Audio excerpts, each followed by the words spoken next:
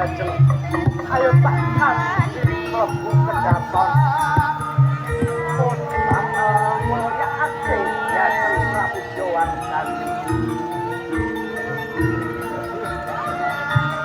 jajeng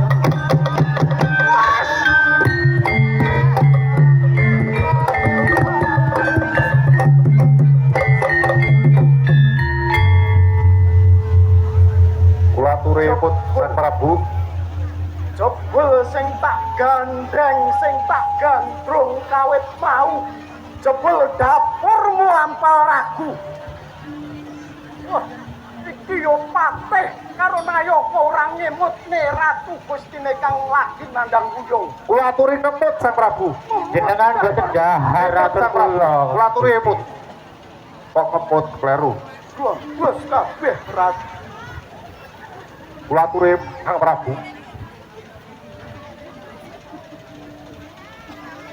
jebul wis kawit mau iki nang tengahing pasewakan ingsun gandrung-gandrung marang Hyajeng Prabu Jawardhani nyuwun sewu Sang Prabu panjenengan menika sampun kula aturi emut ingkang panjenengan gandrung menika rekian napa ragu lho Sang Prabu jebul dap Prabu bukan mampal ragu dewe ora udet malah bebeki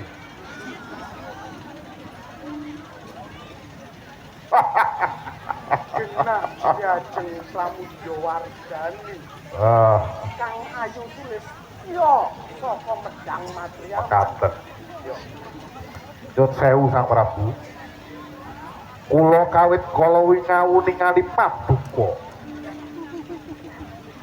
Lendra dalu nene namung libur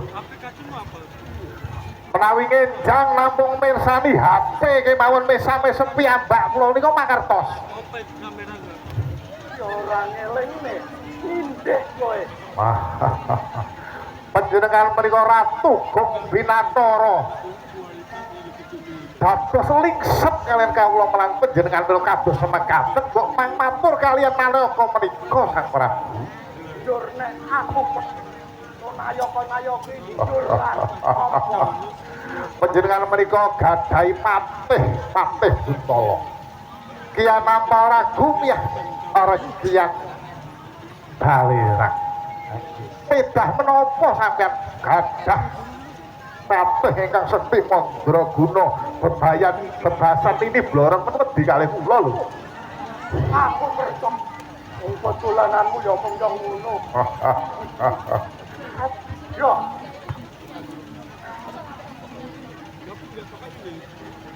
Dap.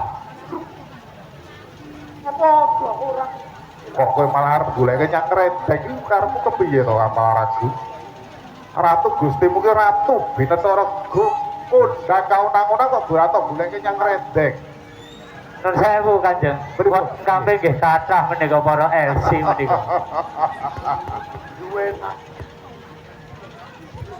piye ngene? Nun sewu Sang Prabu lajeng keparipun beripun. Apa kowe ya ora tau edan kuyung. Menawi kala semanten menika nggih pun nate. Alam wene menika kula menika kencing manis. Kula Raden Yuda Sang Prabu. Lajeng kersanipun pekaten pripun? Yo. Ngene para nayakaku. Nggih, Patih Kuntala. pripun? Ingsun ngakoni menawa ingsun kesengsem marang Prabu Jawardhani. Ratu Gustimu kesem-kesem karo Prabu Jawardhani. Panjenengan kok Ratu Gong Binatara lho Sang Prabu. Bener. Prabu Jawardhani menika sampun wonten ingkang mengku napa boten lungsep paduka apa paduka. Mbok golek prawan, mbok kata lho Sang Prabu. Iya. Nggih nika Mbok Bini. Lah ya ngono ta para. Nggih leres Gusti. Panjenengan menika Ratu Gong Binatara. Anamung upami panjenengan adhe tresna kalian arek sinten mau? Prabu Jawardhani.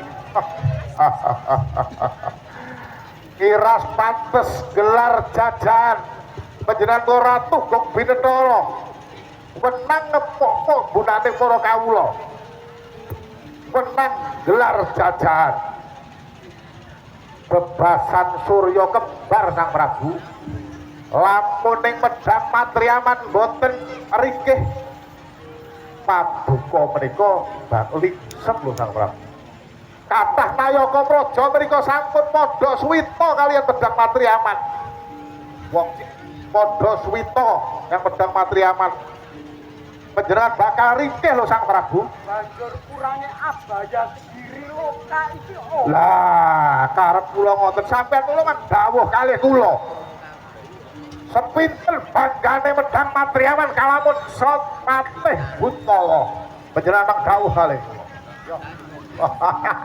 kok ratu kok mlaku dhewe lah ya ngono to apa lagu terus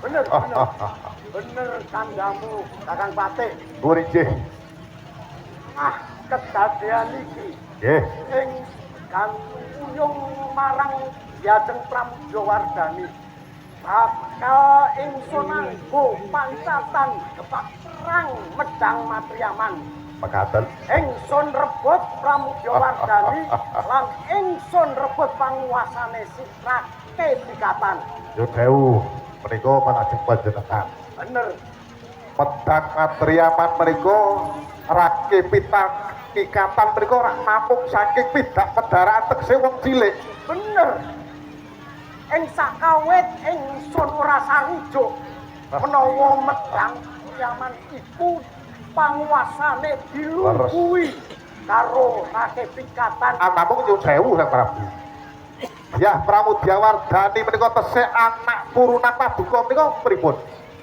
apa ora apa Ratu Gong Binatara ing abaya kiri tegese panjenengan geleman padha kalih kula namung ing raya ngono ta aku kasigian menika balerang bener to ngono menawi mekaten kula sendika dawuh kedah kados pundi Sang Prabu yo pancen Dyajeng Pramudawardhani iku anak keponakane ingsun nggih leres kuwi putra putrine Kamasku Ratunggadewa leres wis ngene nggih Kakang Patih Buntalon atuh dawuh ingsun dawuhi sira dadi duta asmaraning ingsun nglamat Pramudawardhani kula dados duta Pramudawardhani bener menawi Rake Pikatan boten maringake dhateng panjenengan kados pundi Gecak Prabu Dawanira wah wani mawon wedhus siaga Senopati muk yon wani apa ora wani pun ya Senopati kok gun leruk wae wis nggih ngene siagakno para prajurit kang gamben-gamben nuwun inggih kang sekti luruken Medang Matriaman lamaring Dyajeng Dyah Pramudawardhani menawa ora dikeparenge karo si Rake Pikatan gebak perang menawi mekaten dawuh panjenengan benjang ngentosi napa dinten menika kula tunggih Medang Matriaman Sang Prabu ora sak perang ngenteni sing udal ayo apa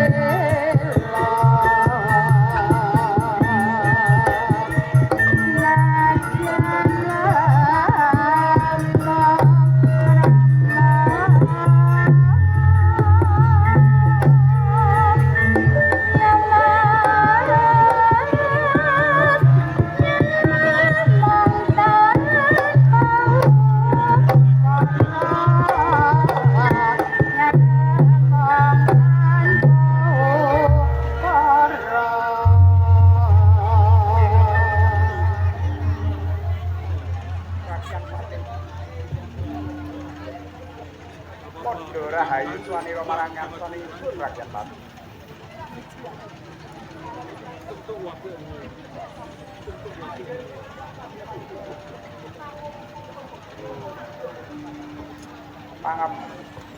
Pangabektimu dak sapa rakyat Pati? Bali pangestu tampanana rakyat Pati.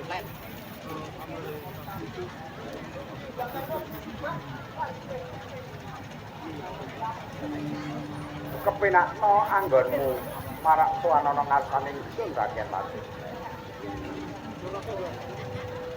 Rakyat padha becik swanira ana ngarsane ingsun rakyat Pati.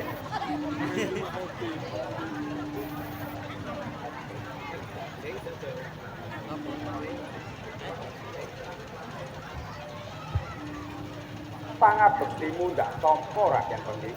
Bali pangestu tampanana rakyat Pati. Kepenakno anggonmu lelenggahan rakyat Pati.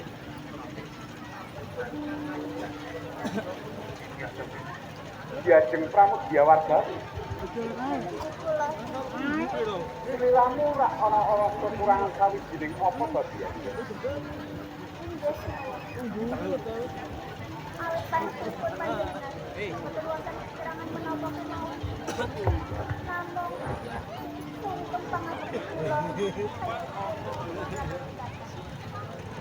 Pak, enggak tompot ya. Langit Bali Tampanana. Kepenakno anggonmu lelenggahan ya. Ingsun bakal wawan pengantikan marang Patih kan uga rakyat pengging ya. Rakyat Patih kan rakyat pengging. Romo enggak. Kang Bisir keprabon ana ing negara Medang kene ora liya ya mung garwane ya Dewi Pramugyawarga. Kang Gumanti Dimrenata ana ing negara Medang.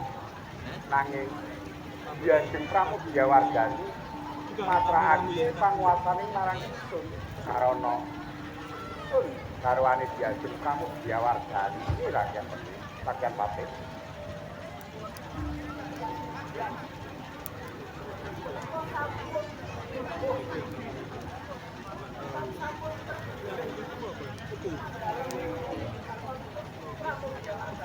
Opo ya sansip opo lah.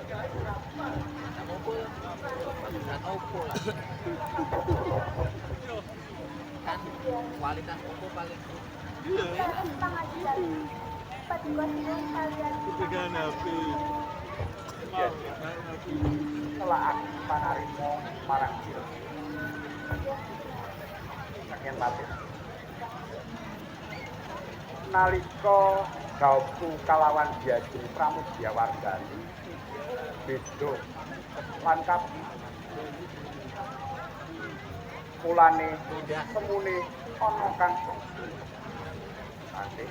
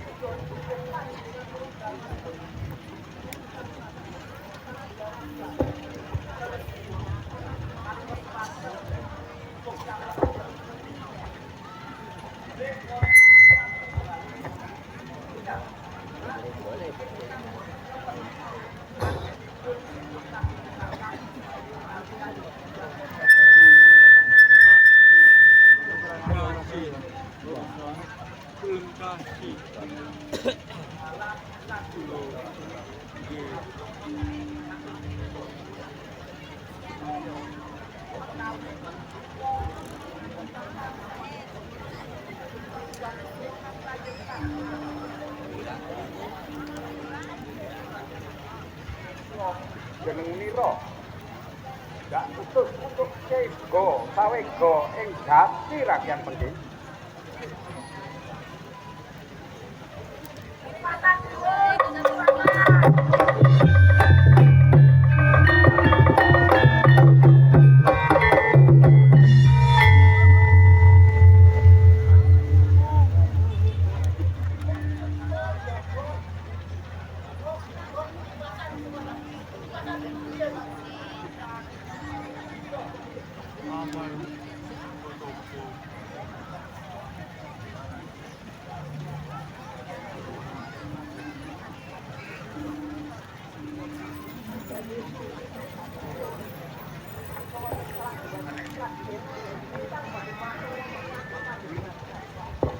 Iya, ndak keparangake rakyat Patih, malah keporo maju kene pisuwanane rakyat Patih.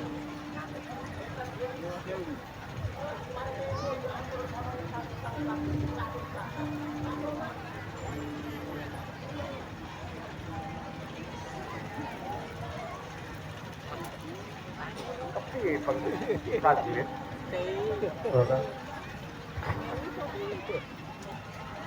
Ana apa? Sliramu ketiwasan. Oh, bulanan kalau 10.000 penting.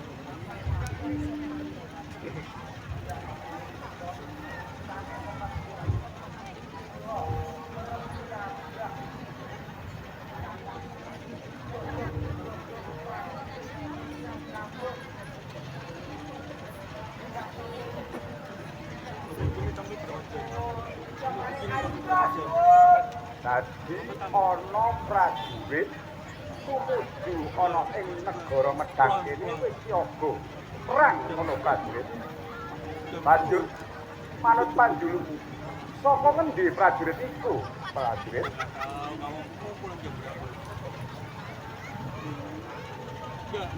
Kraton Abayak Paman Patih Bala Putra Dewa. Kula ingkang sowan Sang Prabu.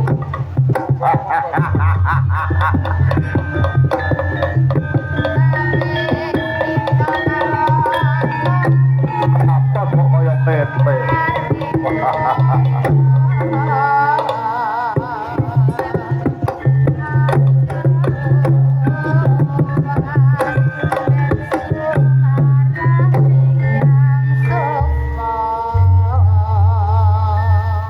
Kula ingkang tuan Sang Prabu. Monggo kisana. Nggih. Ingsun durung ngati pitepangan kalawanira.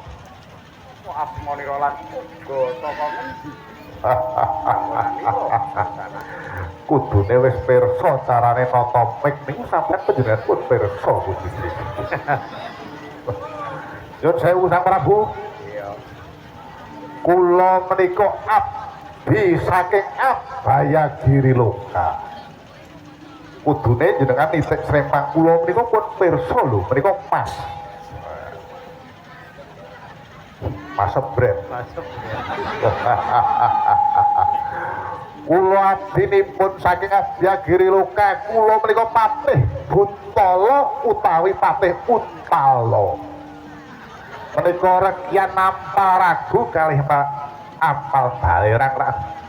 Raya ngono to Di. Nggih, Kowe wadya balaku kok ketok ngantuk ngono to. Boten menika. Boten.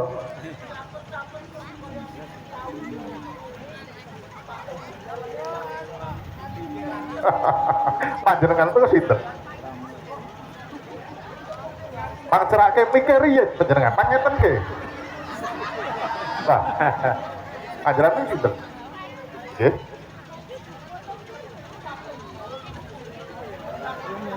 Nggih.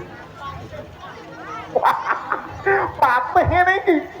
Nek nggon aku mung bayan ngene iki. Nggih. Nggih, nek kalau ngeten iki bayan. Oh, mangken ketang ngeten iki. Niki bayan nek nggen kula niku. Nek nggen kula jenengan niku paiman jenenge. Boten patih. Rayo ngono to Dik. Nggih, leres. Patih iki paling ora ngene niki Mas ora niku mitangsi niku. Ya.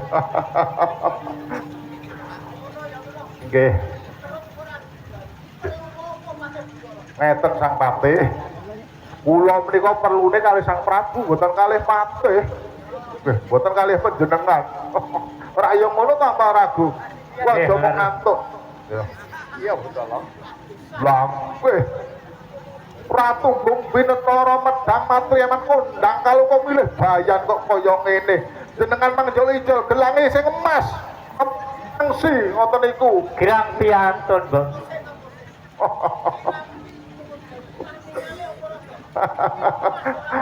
Lah kok patih kok serandale kok meli ya niki wong ki napa sampean mriko. Paling ora nggih kulit terus ngoten menika. Patih kok kaya ngono ya Di. Ratu Gustine iki Girang piantun mriki Mbak Bine.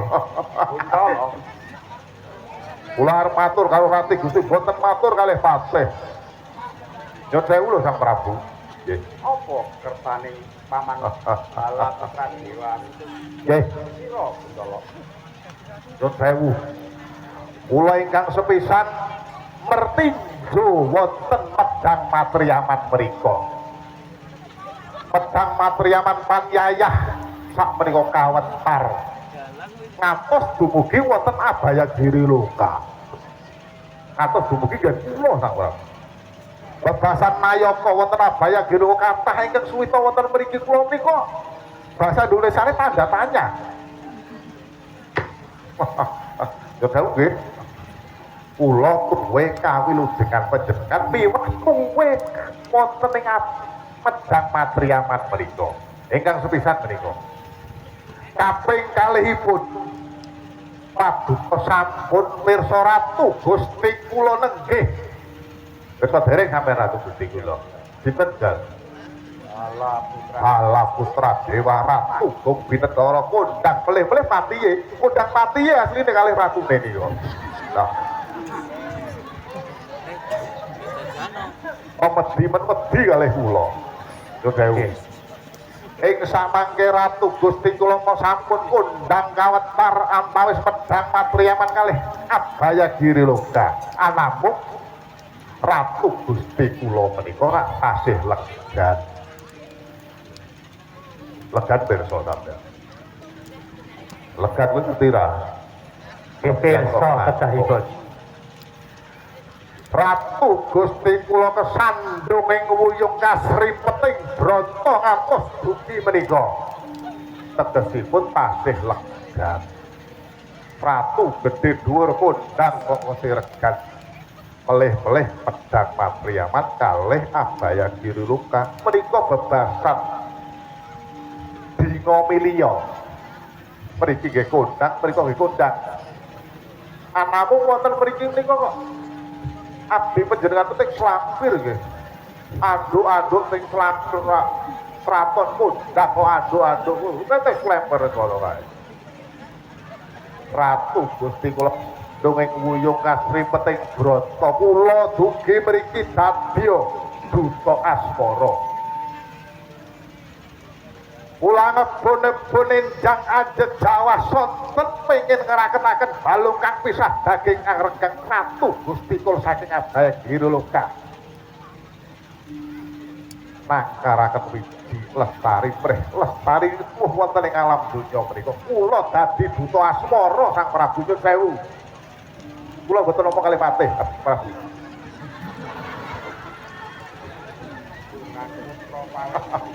Wonten Ingsun uga ora duwe kadang wanita. Banjur dikersakake karo Pradewa Gundala. Kadose Sang Prabu niku ora pajak. Nggih. Wong jodohan ngoten menika sampun wonten angger-anggeripun. Menawi endang menika kalih apa? Endang ya patute karo Santosa. Dalang karo Sidet. Cocok? Nggih. Dewa kalih dewi. Menawi paduka boten gadah rai setri, setri menika wedok. Boten duwe anak wedok. Kok ya bodoh metu ratu kene. Raden kok dituntut dadi ratu iki. Kurang jembar menika. Lah iya. Menawi boten wonten Rai Setri. Boten pawongan Setri wonten. Nggih wis mari dalem to Sang Prabu.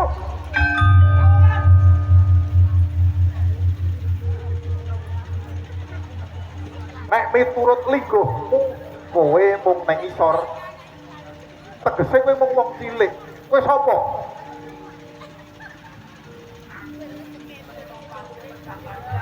Cedak nomekmu.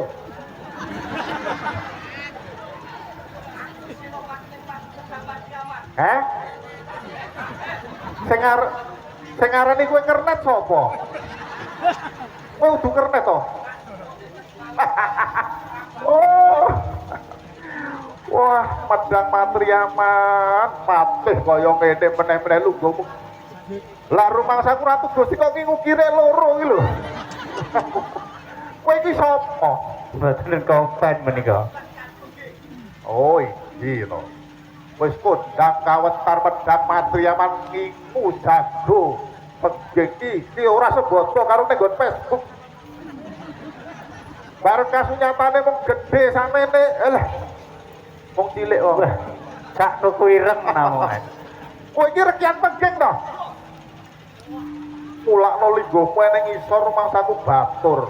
Kok kumalancang aku iki patih. Wah, goblok iki Mas Udumi Tangsi. Oh, iki Mas. Ola, arep goblok penggeng kae. Ora iso bedake antarane Mas karo Mitangsi. Saiki Mas kene Semar sak yuta. Terus banjur kepiye?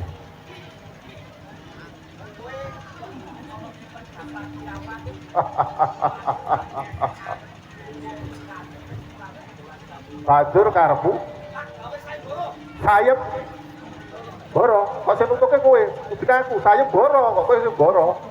Kok gawe sayep boro. Sayep barang apa? Kayane kowe urung tau krungu aku ya kowe. Aku tate bedah kutha Boyong Putri. Nek guru aku kok guru lingguwe mriku selek. Piye? Piye?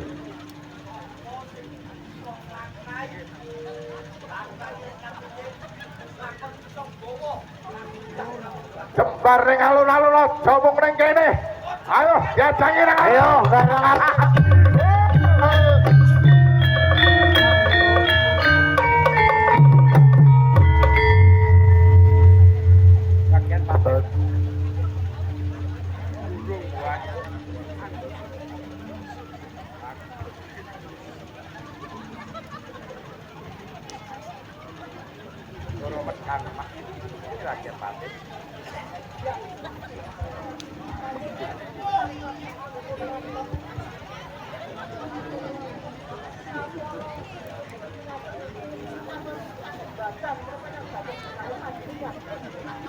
Rakyat penggih. Jeneng sira ndak lupa di pawongan karan karo sarat sarana kanggo nyirnakake bebendu ana ing negara Medang Pariaman kene. Sira uga golek pawongan kang yasa kandi kang bakal ndak pisusungake marang Diajeng Pramudyawardhani rakyat penggih. Enggal budala pesakne para kawula kang lagi nandang kasusahan rakyat.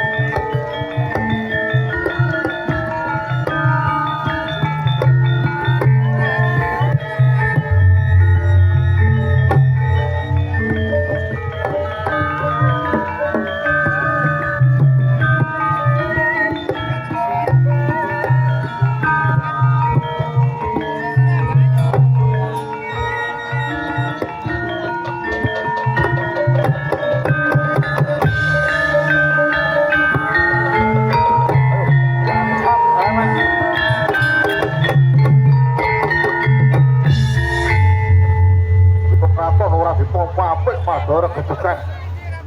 Aja mung patih kancamu sing omah dhuwur mongko rene.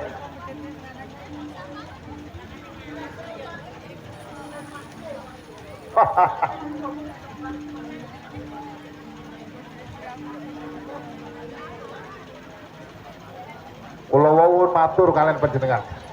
Panjenengan menika namung patih. Boten patih, patuk blas. Wah, niki segede pengane gede turempuk kaya dhek tanggaku.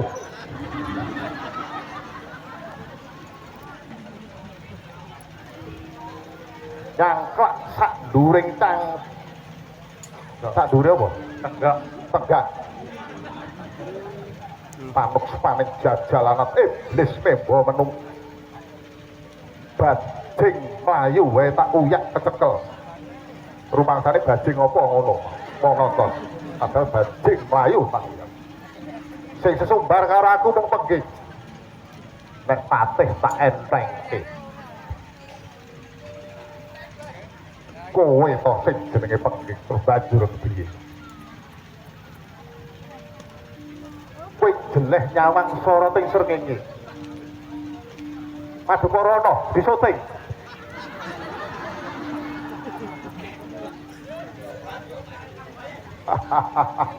Nek pomo kowe wis di bojo, kowe bakal rondo bojomu. Umpama kowe urung di bojo, kowe ora bakal payu rapi mati dina iki ana ing palagan iki.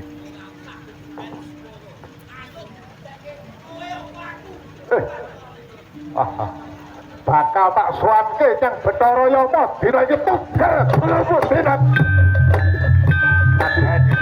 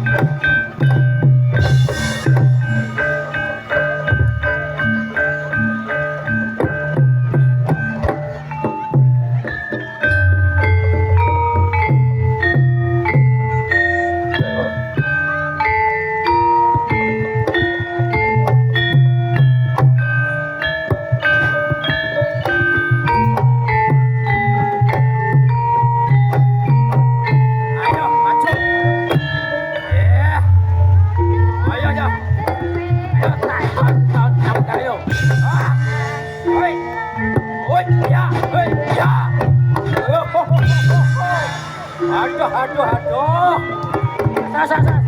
Oh, iya.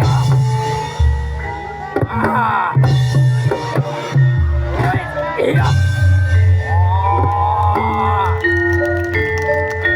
Jajal kebijayanmu.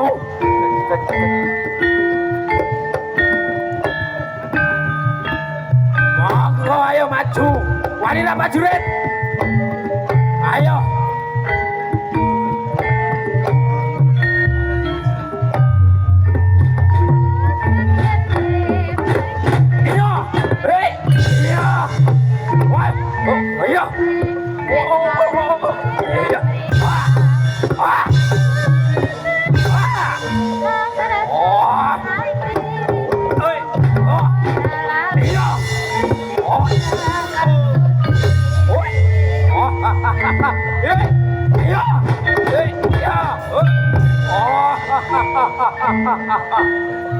Ayo maju.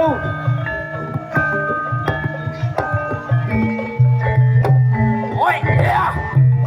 Oh, iya. Oh.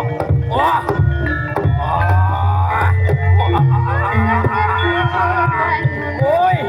Oh, iya. Ora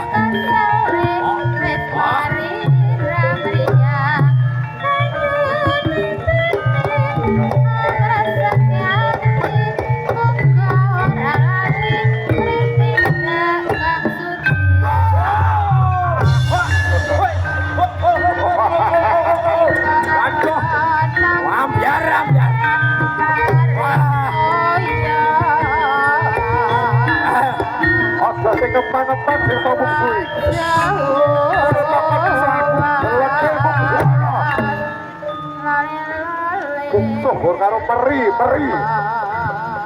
Wah, nek pancen wong samono do ngerti patih Untala Sekti Mandraguna. nek pancen terus balungku Oleh nyawan kotek srengenge. Tak sowanke Bathara Yama dina iki. oh iya oke ya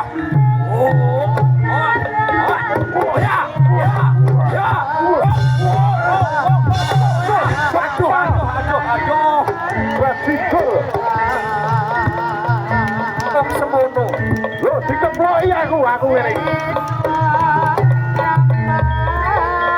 Yo, keploki karo nyawu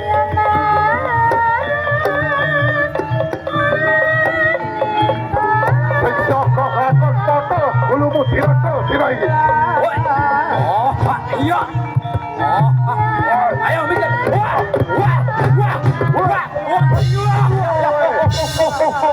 Tak pedang tenan kowe. Anu ku kecer. Yen ora bodro sepimu.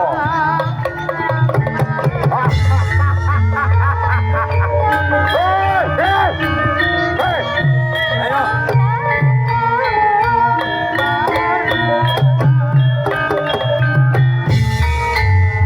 Dene ora bodro sepi ora tutuk karo Subarmu kowe keplayu nutut kori kamandungan. Penggih. Akal tak munggu apa lagu? Pripun? Patih perang kowe maduting ceninis. Ayo nunggu Sang Prabu pesanggrah Kang Prayoga, nunggu Sang Prabu Balaputra Dewa ngono Sang Paman. Monggo. Wangsat penggih ucap wong Bang.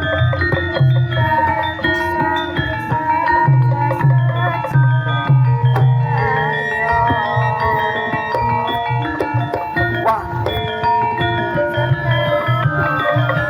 ini laporan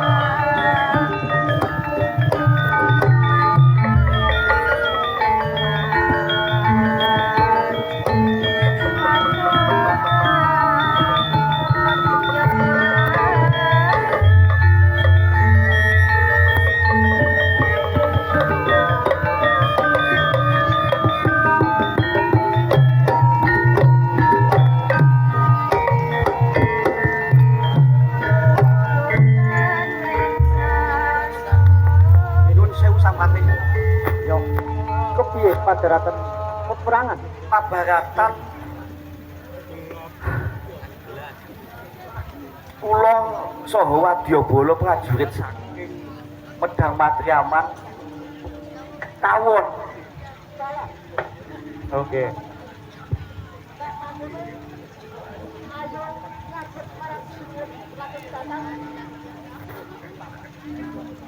Prajurit saka Abaya Birosa pancen gebirisi tenan. Nibati-bati ayo sowan nang ngersane Sang Prabu Rakit Katan.